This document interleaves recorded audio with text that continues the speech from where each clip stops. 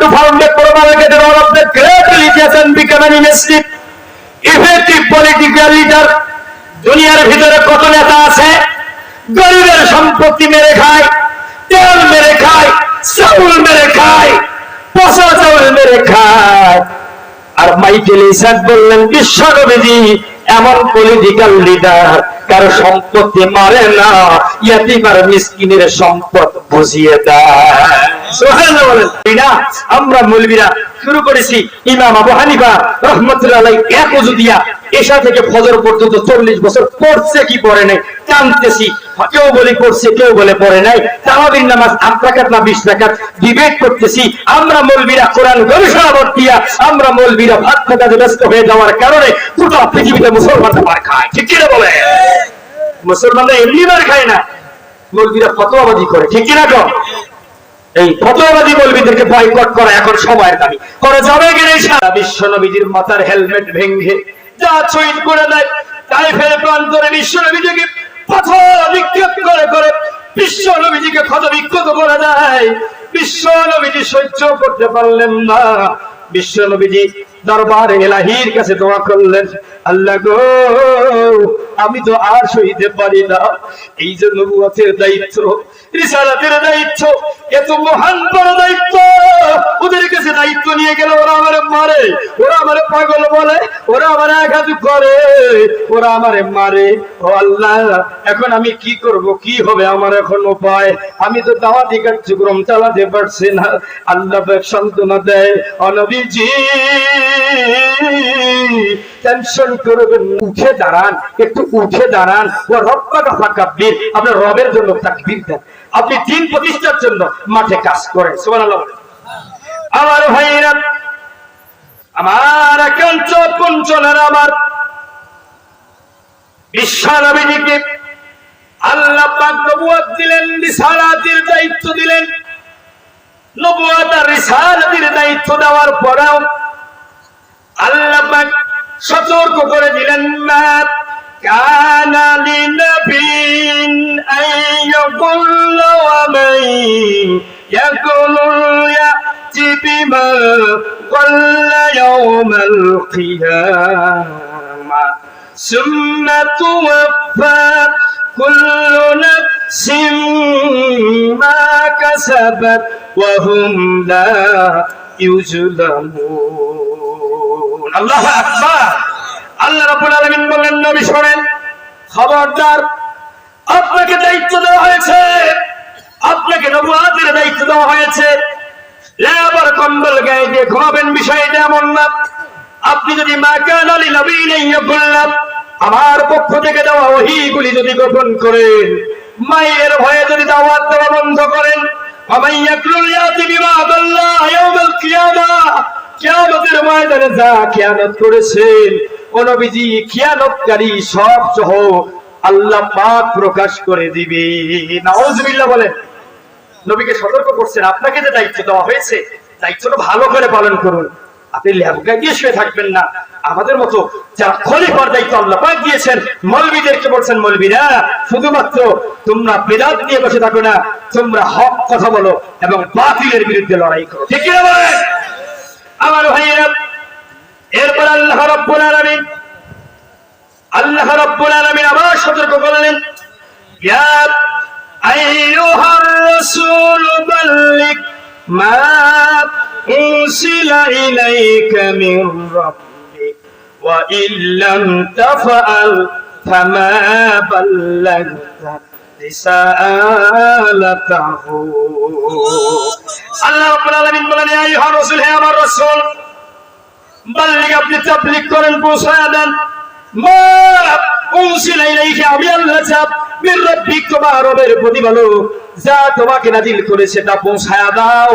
আর যদি পৌঁছায়া না দাও, ফামা বাল্লাগতা, এরকম যদি কাজ না করো, রিসালাতাহু, তাহলে তুমি রিসালাত ঠিকমতো পালন করো নাই। তোমার রিসালাতকে কেটে দেওয়া হবে, তোমার হাত কেটে নেওয়া হবে, পা কেটে নেওয়া হবে। কিয়ামতের ময়দানে তুমি নবীজিকে লাঞ্ছনা করা হবে। ও নবীজি, দায়িত্ব ভালোভাবে পালন করো। সুবহানাল্লাহ বলেন। আরে নবীদেরকে আল্লাহ পাক থ্রেট করে, নবীদেরকে আল্লাহ পাক সতর্ক করে দেয়। সুবহানাল্লাহ করেন না? আর আমাদেরকে সতর্ক করে দেয়। সাবধানে কথা বলতে হবে। আমার ভাইয়েরা, তার মানে বোঝা গেল বিশ্বনবী আল্লাহ বললেন দাওয়াতি কাজ ভালোভাবে করো, কোনো কিছু গোপন করা যাবে না, লুকানো যাবে না। বিশ্বনবী জ্বর শরীরে, এই ওহী নাজিলের এত ভারী, এই এত বড় চাপ নিয়ে বিশ্বনবীজি যখন আবু জাহেল উতবা সাইবা সকল মানুষের কাছে দাওয়াত দিতে গেলেন, বিশ্বনবীজি ওরা বিশ্বনবীজিকে পাগল বলে, ওরা বিশ্বনবীজিকে কাফের বলে, ওরা বিশ্বনবীকে জাহেল বলে, ওরা বিশ্বনবীজিকে চুলওয়ালা বকরিওয়ালা পাগল বলে। বিশ্বনবীজির উহুদের প্রান্তরে বিশ্বনবীজিকে দান মোবারক শহীদ করে দেয়। ওরা বিশ্বনবীজির মাথার হেলমেট ভেঙে যা শহীদ করে দেয়। তাইফের প্রান্তরে বিশ্বনবীজিকে পাথর নিক্ষেপ করে করে বিশ্বনবীজিকে ক্ষত বিক্ষত করে দেয়। বিশ্বনবীজি সহ্য করতে পারলেন না। বিশ্বনবীজি দরবারে ইলাহির কাছে দোয়া করলেন, আল্লাহ গো, আমি তো আর সইতে পারি না। এই যে নবুয়তের দায়িত্ব, রিসালাতের দায়িত্ব, এত মহান বড় দায়িত্ব, ওদের কাছে দায়িত্ব নিয়ে গেলে ওরা আমারে মারে, ওরা আমারে পাগল বলে, ওরা আমারে আঘাত করে, ওরা আমারে মারে। ও আল্লাহ, এখন আমি কি করব, কি হবে আমার এখন উপায়? আমি তো দাওয়াতি কার্যক্রম চালাতে পারছি না। আল্লাহ সান্ত্বনা দেয়, ও নবীজি টেনশন করবেন না, দুশ্চিন্তা করবেন না। আপনার যত কষ্ট হোক না কেন, আল্লাহর জমিন, আল্লাহর দিন কায়েমের জন্য আপনি নবীজি একটুখানি চেষ্টা করবেন, এক হাত পরিমাণ চেষ্টা করবেন, আপনার আল্লাহ দুই হাত এগিয়ে যাবে। ও নবীজি চিন্তা করবেন না, পেরেশান হবেন না। আপনাকে মারে, আমি আপনাকে সবচেয়ে বেশি ভালোবাসি। আসমানের নিচে জমিনের উপরে সবচেয়ে আপনি আমার কাছে দাবি। ও নবী, আপনি আমার বন্ধু, আপনি আমার হাবিবুল্লাহ। আপনাকে তারা আঘাত করেছে, রক্ত বের করে দিয়েছে। ও নবীজি টেনশন করবেন না, পেরেশান হবেন না। লা তাহজান ইল্লা মা'না। ও নবী গো, আমি আপনার সাথে আছি। সুবহানাল্লাহ বলেন। নবীর সাথে আছে কে? আজ পৃথিবীতে কত আলেম ওলামা শুধুমাত্র কোরআনের হক কথা বলার কারণে মিথ্যা মামলা দেওয়া হয়, যুদ্ধ অপরাধী বানানো হয়, বেরি বানানো হয়। পরে আলেম ওলামাদেরকে বিবাহের, নারী ধর্ষণের মামলা দিয়ে জেলখানায় বন্দী রাখা হয়। মামুনুল হকের মতো আলেমকে জেলখানায় রমজানে বন্দী রাখা হলো। আল্লামা সাইদির মতো কোরআনের পাখিদেরকে 50 বছর কোরআনের খেদমত করার পরেও 13 বছর জেলখানায় বন্দী রাখা হলো। আল্লাহর কোরআনের পাখি জেলখানায় বন্দী থেকে 13টা বছর কোরআনের ওই অন্ধকার প্রকোষ্ঠ থেকে তারপরও কোনোদিন কষ্ট অনুভব করে নাই, তারপরও কোনোদিন অভিযোগ করে নাই, তারপরও কোনোদিন কমপ্লেইন করে নাই। নাতি নাতির শোক থেকে, নাতি নাতির আদর থেকে বিয়োগ, স্ত্রী পরিজনের আদর থেকে ওই কোরআনের পাখি বিয়োগ। 13টা বছর আত্মীয় স্বজন, গ্রামবাসী, মুয়াজ্জিন, বিভিন্ন মানুষের সাথে, সংগঠনের মানুষের সাথে আত্মীয়তার সম্পর্ক থেকে 13টা বছর তিনি আলাদা ছিলেন, তারপরেও কোনোদিন অভিযোগ করে নাই। 30 বছর ডায়াবেটিসের রোগ থেকেও তিনি তারপরেও কোনোদিন অভিযোগ করে নাই, কারণ তিনি তো পড়ে নিয়েছেন। আল্লাহ পাক বলেছেন, খলিফার দায়িত্ব দিয়েছি তোমাদেরকে, তোমরা শুধু একটুখানি চেষ্টা করো, দিন কায়েমের জন্য একটুখানি লড়াই করো, দিন কায়েমের জন্য একটুখানি জানবাজি রাখো, দিন কায়েমের জন্য একটুখানি জমিনে রক্ত ঢেলে দাও। আমি আল্লাহ পাক ফাঁসির কাস্টে ঝুলবা যখন, আমি তোমার মুস্কি মুস্কি হাসি দিয়া, শাহাদাতের পিয়ালা দিয়া তোমার সঙ্গে সঙ্গে জান্নাতুল ফেরদাউস দিব। ঠিক রাখো আমার ভাইরা। আল্লাহর এই কোরআনের পাখি, আল্লাহর এই কোরআনের পাখি 13টা বছর কোরআনে অন্ধকার জেলখানায় বন্দী থেকে আজ মাটির নিচে ঘুমায় আছে। গোটা পৃথিবীতে মানুষ দেখতে পেয়েছে ওই কোরআনের পাখির জানাজার জন্য কত কোটি কোটি মানুষ পাগল। ঠিক কিনা বলে আমার ভাইরা? আল্লাহ রাব্বুল আলামিন বিশ্ব নবীজি বললেন, নবীজি চিন্তা করবেন না, কোনো টেনশন নেই আপনার। আপনাকে ওরা মারবে, আপনাকে ওরা আঘাত করবে, আমি আল্লাহ পাক আমি আপনাকে কবুল করে নেব। ও দুনিয়ার আলেমেরা, তোমাদেরকে নির্যাতন করবে, মিথ্যা মামলা দিবে, স্ত্রীর সাথে থাকতে পারবে না, ঘরের সাথে থাকতে পারবে না, বাড়িতে থাকতে পারবে না। চিন্তা করো না, হানজালা রাদিয়াল্লাহু তাআলা আনহুর মতো তোমাকেও আমি শহীদের মর্যাদা দান করব। সুবহানাল্লাহ বলে। আমার ভাইরা, একান্ত আপনজনেরা আমার, বিশ্ব নবীজি পেরেশান হয়ে গেলেন।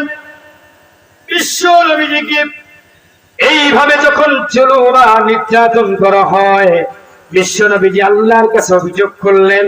আল্লাহ পাক সান্ত্বনা দিলেন, নবী গো, কোনো চিন্তা করবেন না, তাওয়াতি কাজ চালাতে থাকেন, কোনো টেনশন নাই। ওরা যতই আপনাকে মারুক, বিজয় হবে ইসলামে। সুবহানাল্লাহ বলেন। আজ গোটা পৃথিবীতে কত বড় বড় শক্তিওয়ালারা, আমেরিকা, ভারত, কত বড় বড় শক্তিওয়ালারা ফিলিস্তিনকে নির্যাতন করছে। এমন একটা দিন আসবে, আল্লাহ রাব্বুল আলামিনের সৈন্য যখন পাঠিয়ে দেবে, আল্লাহ পাকের যখন রহমত আর বরকত চলে আসবে, তখন দেখবেন ফিলিস্তিন বিজয় হয়ে যাবে, গোটা পৃথিবী ইসলামিক কায়েম হয়ে যাবে। আওয়াজ দিয়ে বলেন আল্লাহু আকবার। ইসলামিক কায়েম হোক, আপনারা চান কি চান না? একটু হাত তুলে বলুন তো, লিল্লাহি তাকবীর। হয় না লিল্লাহি তাকবীর, আল্লাহু আকবার, লিল্লাহি তাকবীর, আলহামদুলিল্লাহ, মাশাআল্লাহ। আল্লাহ পাক আপনাদেরকে কবুল করে নিক।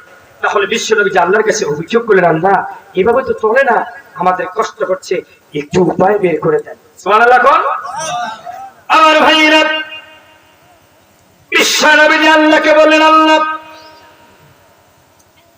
এই যে যারা জালিম, যারা কাফির, আমি কোরআন থেকে তাবলীগ করার পরেও যারা আমার কোরআনের মাহফিল বন্ধ করে দেয়, আমার কণ্ঠকে স্তব্ধ করতে চায়, তারা কি শুধুমাত্র আমাদের মতো খাবে দাবে ফুর্তি করবে? বিষয়টা কি তেমন? ও আল্লাহ, তাদের পরিণতি কি হবে একটু জানতে চাই। সুবহানাল্লাহ। তাদের পরিণতিটা জানতে চাই। রব্বুল আলামিন বিশ্ব নবীর এই কাকুতি বিরতি, বিশ্ব নবীর এই চাওয়া পাওয়া অ্যাপ্লিকেশনটাকে মঞ্জুর করে নিলেন। আল্লাহ রব্বুল আলামিন বিশ্ব নবীকে সূরা মাইদা ৮০ নম্বর, বনী ইসরাঈল ৭১ নম্বর, আবাসার ৩৪, ৩৫, ৩৬, ৩৭, মুদ্দাসির ৪৩, ৪৪, ৪৫, ৪৬, ফুরকানের ১১, ১৪, আল মাইদার ৮৬, মারিজের ১৫, ১৮, প্রায় ১ ঘন্টার বক্তব্য আল্লাহ পাক বিশ্ব নবীকে জানিয়ে পুরো একটা কিয়ামতের বাস্তব চিত্র, ওই কিয়ামতের ময়দানে দুনিয়ার জীবনে যারা কোরআনের বিরুদ্ধচারণ করে, নবীজির বিরুদ্ধচারণ করে, রিসালাতের বিরুদ্ধচারণ করে, পুরো একটা বায়োডাটা, পুরো একটা বায়োগ্রাফি, পুরো একটা চিত্র আল্লাহ পাক বিশ্ব নবীজিকে কিয়ামতের পুরো ঘটনা সুন্দর করে জানিয়ে দিলেন। সুবহানাল্লাহ। সুবহানাল্লাহ বলবেন না? বিশ্ব নবীজি কেমন নবীজি, এই নবী সম্পর্কে কি ধারণা নাই? The 100 ranking of the most influential, powerful and pervasive, একজন মহামনীষী, the 100 ranking of the most influential, powerful and pervasive, Michael Ishaq, তিনি 200 জন মানুষের জীবনী লিখেছিলেন, তার ভিতরে বিশ্ব নবীজির জীবনী সভাপতি বানাইছিলেন। সুবহানাল্লাহ বলেন। লোকেরা প্রশ্ন করে, কি বোকা নাকি বেকুব নাকি তার ধর্মের নবী ইসাকে বাদ দিয়া মুহাম্মাদের নাম সভাপতি দেয়, এটা বোকা। সুবহানাল্লাহ বলে। তিনি সেই দিন জবাব দিলেন, আমার গোত্রের লোকেরা, ঈসা রুহুল্লাহর গোত্রের লোকেরা শুনে নাও, আমি বিশ্ব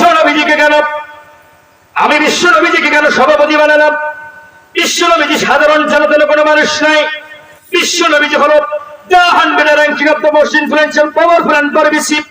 আসমান আর জমিনের ভিতরে এত দামি, এত প্রভাবশালী নেতা আর পৃথিবীতে নাই। Muhammad to found a promulgator of the great religious and becoming massive effective political leader। দুনিয়ার ভিতরে কত নেতা আছে, গরিবের সম্পত্তি মেরে খায়, তেল মেরে খায়, চাউল মেরে খায়, পচা চাউল মেরে খায়। আর মাইকেল ইসাক বললেন বিশ্ব নবীজি এমন পলিটিক্যাল লিডার কারো সম্পত্তি মারে না, ইয়াতিম আর মিসকিনের সম্পদ বুঝিয়ে দেয়। সুবহানাল্লাহ বলেন। এরপরে বিশ্ব নবীর ব্যাপারে বললেন 13th century after history he is influential।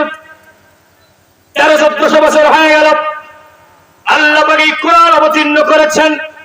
এই কোরআন অবতীর্ণ করার পরেও আজ অবধি একটা হরফ, একটা হরকত, একটা নুক্তার পরিবর্তন কেউ করতে পারে নাই। কারণ এই কোরআনের গ্যারান্টি দিয়েছেন যিনি, আওয়াজ দিয়ে বলতে হবে তিনি কে। একটু জোরে কর না, তিনি কে? তিনি বলেন ইন্না নাহনু নাযালনা যিকরা ওয়া ইন্না লাহু লাহাফিজুন। কোরআন আমি অবতীর্ণ করেছি, কোরআনের দায়িত্বটাও আমি নিয়েছি।